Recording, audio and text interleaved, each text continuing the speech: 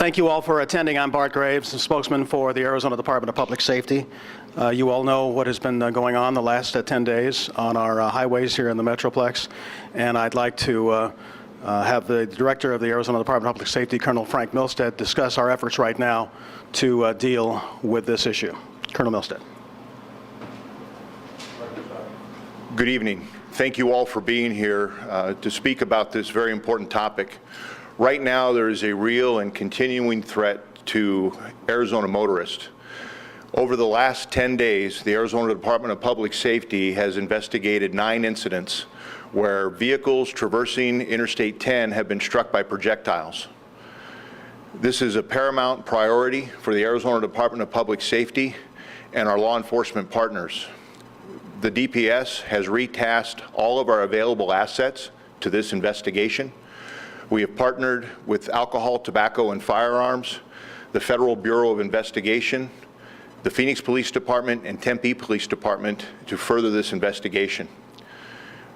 We will continue around-the-clock coverage of the highways and of our watch center. The Department of Public Safety is offering a $20,000 reward for information leading to the arrest and conviction of the people or person involved in this crime. If you have information, you know something, you were there, you've seen something because somebody knows and somebody was there, I need you to call our watch center. The Arizona Counterterrorism Information Center watch number is 602-644-5805. We will pay the $20,000 reward to information leading to the arrest and conviction of the persons involved. It is just a matter of time, if this behavior continues, that we have tragedy on our roadways. To this date, we have been fortunate enough not to have any serious injuries, and nobody has been killed. This is a priority for the department and for the state of Arizona. We only are at our best with community support and community leadership getting involved in what goes on. This morning's incident happened around 5:20 a.m. We had 2 new incidents this morning, one at 5:20, one at 5:21. They were both in the area of 35th to 43rd Avenue and I-10. One vehicle was eastbound, one vehicle was westbound. So if you were in the area and you saw something this morning, again, call the watch center. We will continue to investigate these crimes. Our crime lab is working on their efforts. Our detectives are working with our federal partners to analyze the data and look for any other investigative lead that we can to continue this. We have taken a number of tips through our hotline, numbering over 100. Every tip is a potential success.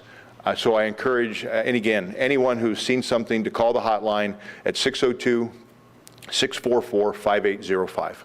I'll take questions. What kind of surveillance can you conduct at this point? So what we're doing is we have taken the Arizona Gang Task Force, our SWAT team, and our undercover detectives. So we'll both have overt and covert surveillance on our highways and those areas around Interstate 10. All of these incidents have occurred basically between State Route 51 and 59th Avenue.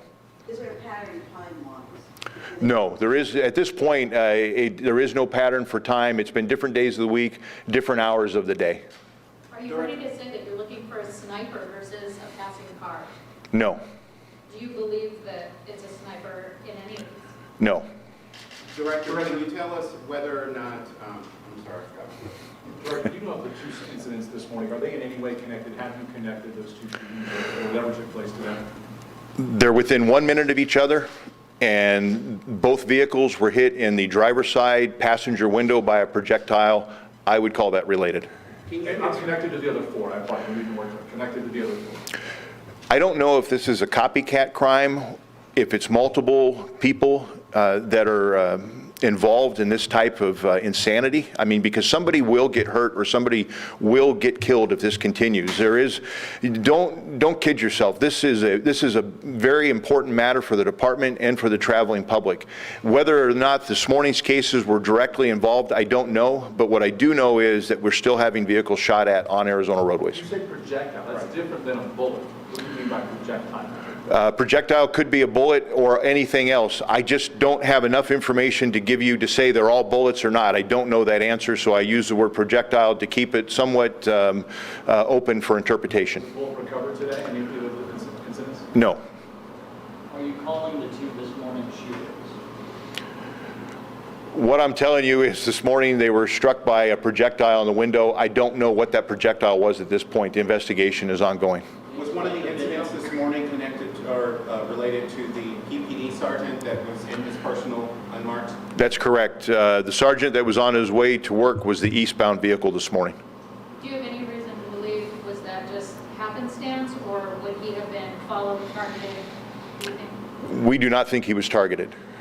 So at this point, are you saying 6 incidents, 4 shootings, 2, or how are you? There's actually a total of 9 incidents that we're investigating over about a 10-day period of time.